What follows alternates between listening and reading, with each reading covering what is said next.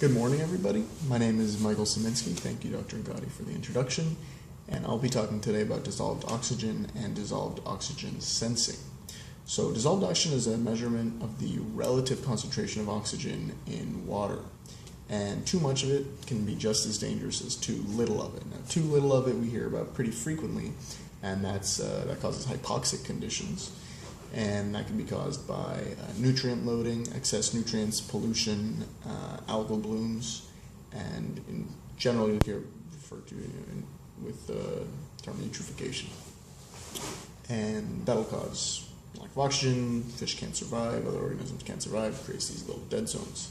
Now too much of it, which is referred to as hyperoxia, is also dangerous, and it can occur from nuclear power plants, any sort of like industrial heating that can go on, and hydroelectric dam activity.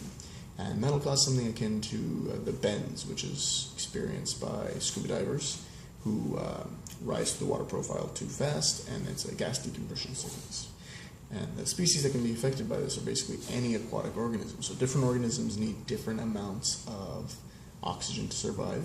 Fish typically need about 5 milligrams per liter, depending on what their habitat and lifestyle criteria are.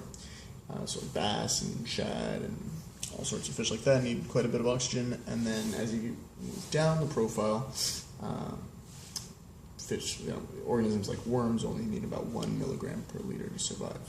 One of the challenges in measuring dissolved oxygen is that it is a relative concentration that you're measuring, so you need to know it's like the total saturation that it can reach, which is based on a lot of different factors. So there's a close relationship between dissolved oxygen and temperature, pressure, and salinity, then also biotic activity, so like algal growth, and ionic compounds. On the right is a figure that shows dissolved oxygen on the y-axis and temperature on the x-axis, and it shows that as temperature increases, the total saturation, so the total amount of oxygen that the water can store, decreases. And the same thing for chlorine. The more chlorine ion there is, the less oxygen it can store. And so that's why when you're measuring dissolved oxygen, you always have to measure temperature at least, but it's also really important to know the pressure and salinity. Really, really important. Biotic activity is a bit more harder to gauge, so it's just something that you kind of have to look out for and consider that you're going to see spikes in the concentration. There's two main ways to measure: electrochemical and optical.